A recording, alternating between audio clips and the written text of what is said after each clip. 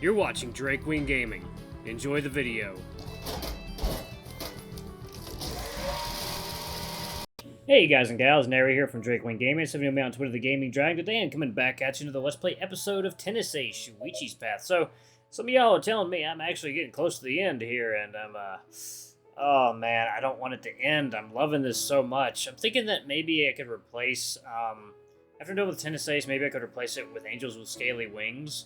Because that's a big, pretty decently sized game from what I understand, so I can get through the various paths in that as well. Well, actually, I'm going to be doing June's route, Haruki's route as well, so I still got plenty more content to get through, you guys. Anyway, let's go ahead and jump right back in. Alarm chain, you are up, and let's go. Okay. I'll refrain from commenting on it because I don't want to be on the other end of the dirty looks-y shoot my way if I did, but man, this shit's funny. You'll be fine. Today shouldn't be so bad. Easy for you to say. You're not the one that has to play against that smug, annoying, overgrown chihuahua today. It takes all my willpower to hold back from laughing upon hearing Keisuke refer to that as an overgrown chihuahua. Somehow the mental image is just too funny for me. He certainly yips like one. The guy definitely never shuts up. So you're nervous about it now? Where did all yesterday's bravado go? The same place that baseless confidence always goes. It washed down the river as soon as the adrenaline settled down and reason returned to my brain. It's a very poetic way of saying you've lost your nerve. Those are some awfully brave words for someone that sleeps in the same room as me. Well, yeah, it's not like you're going to do anything to me while I sleep. That would be a crime. If only if I get caught. Work can always be outsourced, after all. Okay, this is sounding a lot more menacing than I originally intended, and it's freaking me out a little bit. Alright, there, you can say you're joking now. Please? But am I? For the love of God, man, say psych right now this instant! Okay, I take it back. I won't tease you over it anymore. Good boy. I kind of want you to beat you. You're just as smug as he is, but at least he can claim ignorance of how he comes across. Jeez, I really don't need to fear for my life this early in the morning. No, a healthy dose of panic and dread is good for the metabolism. Take it from me. I get through it every day. I can't tell whether you're joking or not, and that terrifies me more than anything. Who knows? Jesus Christ, this man does not play around. We went from 0 to 100 real fucking fast. I struggle to come up with some kind of response to the hair that continues staring ever so smugly at me. The sound of footsteps and loud sighing echoes down the hall. When I turn around to look, I see Saya making her way to us from the dining room with the most defeated look on her face. Hell, she's dragging her feet. I can count on my fingers how many times I've seen her doing that. Good morning? Is everything okay? I notice she's carrying a single croissant in her hands, which she bites into before plopping herself down onto the seat right next to mine, making me readjust myself on the couch for a bit of extra personal space. There's a food ref didn't do it. I'm sorry. What? She said there's nothing good left to eat. Fuck. Saya nods absent-mindedly while chewing on her stale croissant from yesterday. Even I can hear that there's no crisp left in it whatsoever. You can understand that. Of course. Known her for a long time. Never known her for so long. I might as well have Saya translation software installed in my brain at this point. Fuh! Saya cries out in gibberish while munching on the last of her food, leaning over and letting herself plop down on my lap with little more than a muted thud. What the... What did she say now? She said, ah! Oh. Boy, I haven't seen Saya like this in a while. Moody? Sure. Angry? Absolutely. Sad? Every now and again, but clingy? What's up this time? You're not sick again, are you? I reach for Saya's head on my lap, gently parting the fur on her forehead with my fingers and proceeding to softly pet her. What the hell is going on? Have you never seen Saya like this? No! Huh. I guess it would make sense. Last time was Morisaki-senpai moved away and they broke up, but that was the end of our freshman year. It's no surprise you weren't there to see it. I guess there was also the time when she got food poisoning in Hong Kong, but wait. That was also our freshman year, wasn't it? Stop talking about me like I'm not here. Well, you're not contributing much to the conversation, are you?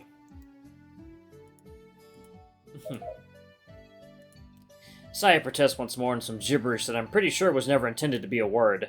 In response, I just continue to stroke her fur, trying to get her to quiet down a little bit. Or, well, maybe quiet isn't the right word. If anything, she's too quiet right now. Whatever.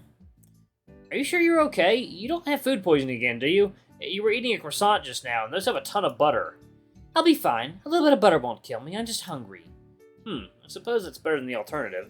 Remember when you and Murasaki-senpai broke up? I'd spent 3 hours stroking your head like this. Excuse me, what? It wasn't that long. Yeah, it was. Saya is a woman of many moods. Most of them can be a little bit of a pain in the ass to deal with. Gloomy Saya, though?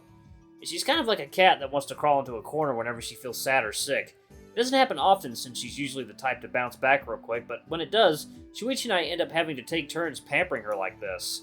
It was endearing when we were kids, but actually, no, this happens rare enough that it's a little bit endearing. And breakfast will be served in half an hour or so. You can eat then, can't you? I guess. Mizuguchi-san, are you sure you're okay? I'm worried.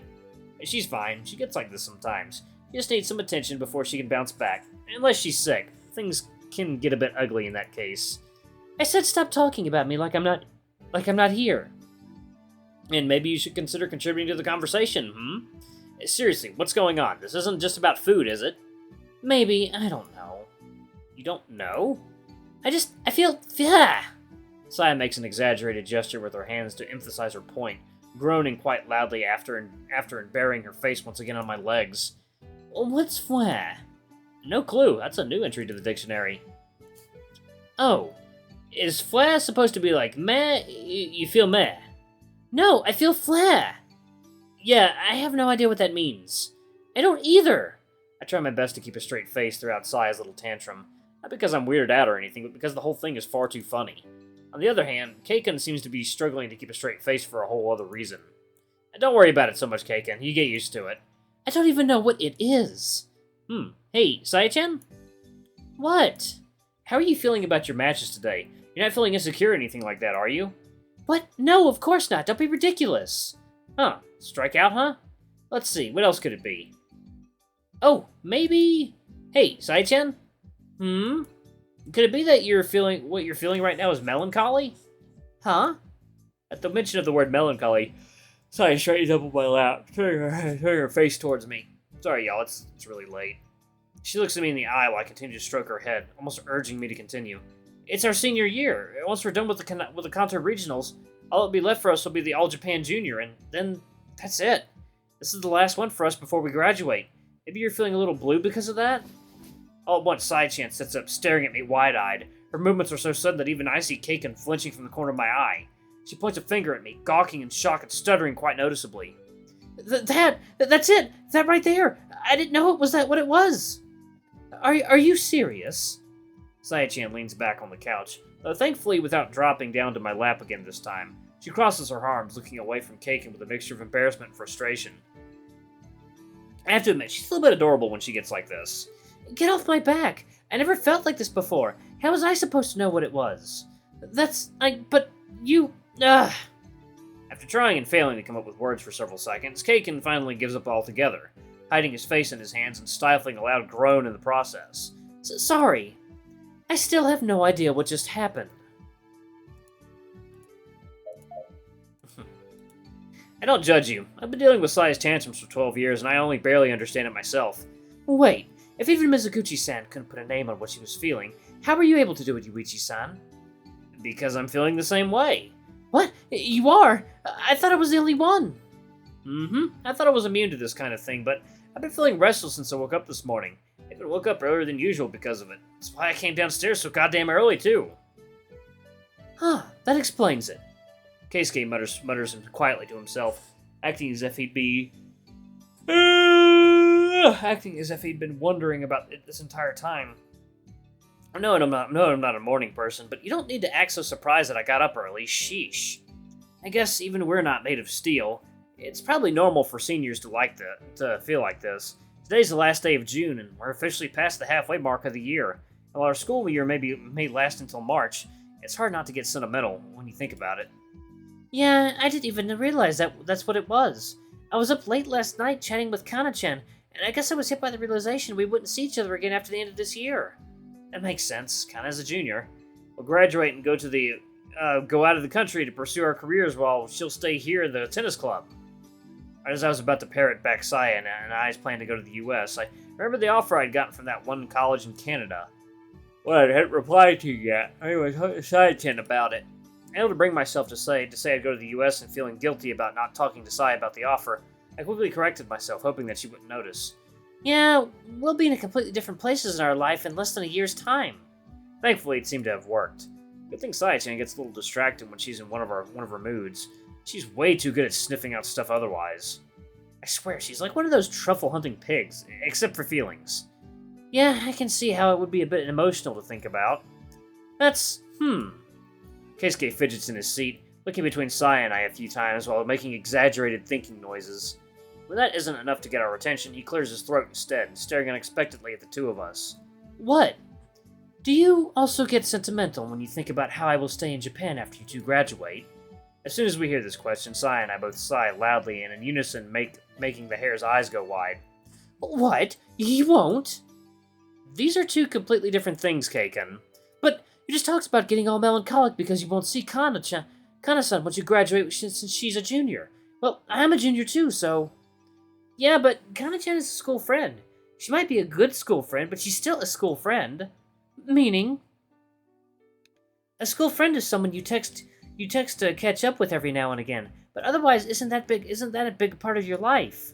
You're a big part of our group. You're part of our group. You're one of our closest friends. You're gonna be part of our lives regardless, even if we move away. Yeah, you think that distance is all it takes to make people cut contact? What exactly do you think will happen once we move away? Do you think I'll no longer talk to Aki, or that will no longer talk to Shuichi? That's not really the same. Why not?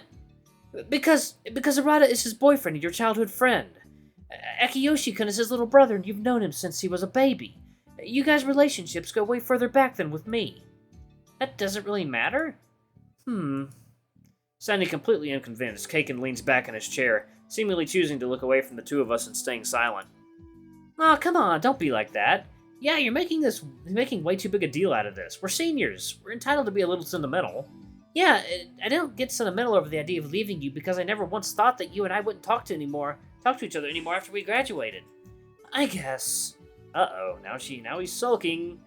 I didn't know Kei-kun was this sensitive, or is it just that he's insecure? Maybe he's in a bit of a bad mood. I wouldn't blame him. He's clearly been stressed out and nervous from the moment I first saw him.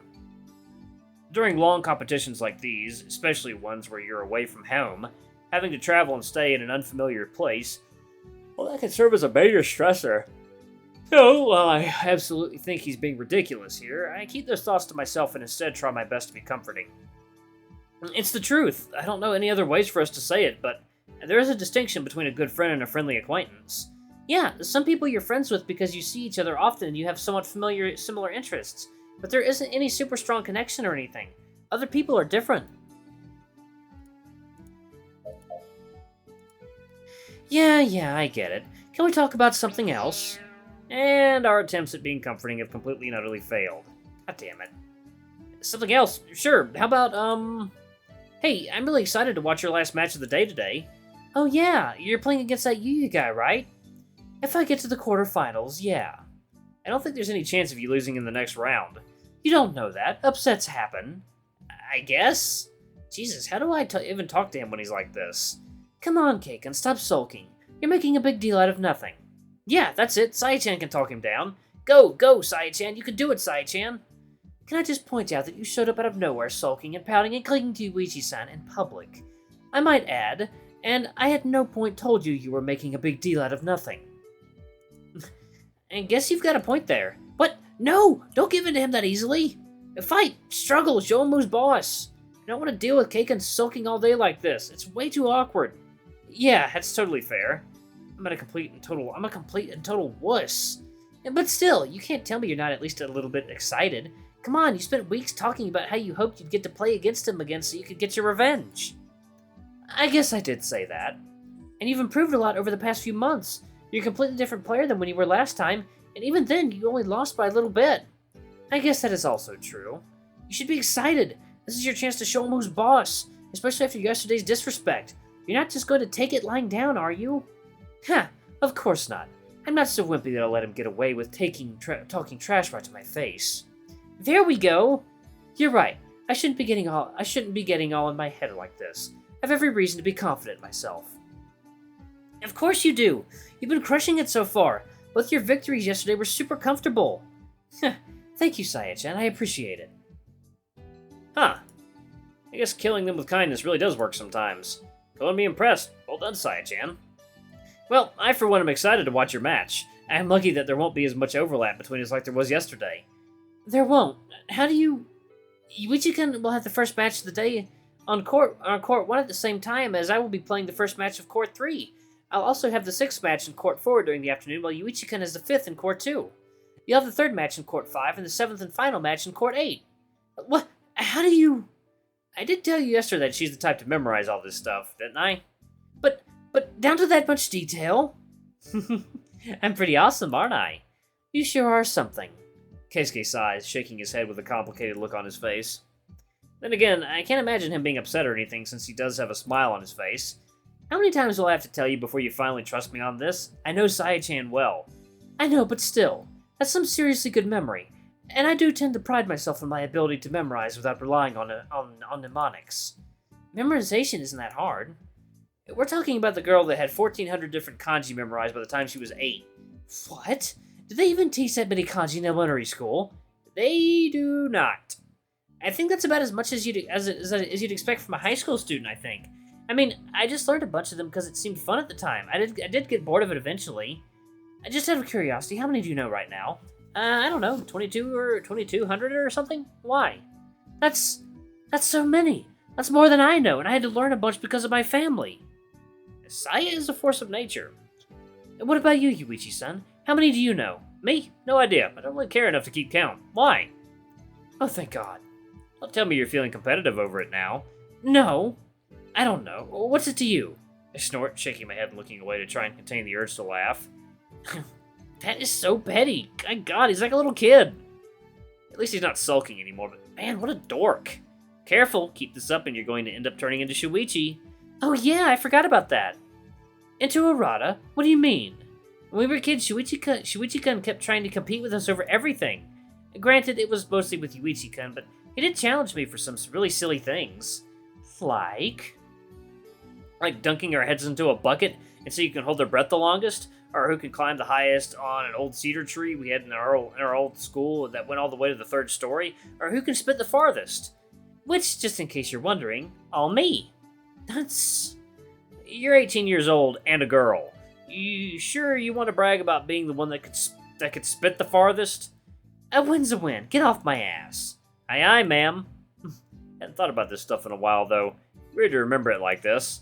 I guess the most random stuff can jog memories we'd forgotten. Yuichi did try to challenge us a whole lot back when we were still kids, all the way up until we turned 9 or so, and he still had that little personality problem of his. It's a good thing he mellowed out that time with time, but I simply cannot imagine Arata doing any of these things. You two I can kind of see, but Arata... Everybody had a childhood. No matter how serious you are as an adult, we all were kids once. Some of us still are at heart. Aw, don't talk about yourself like that, Yuichi-kun.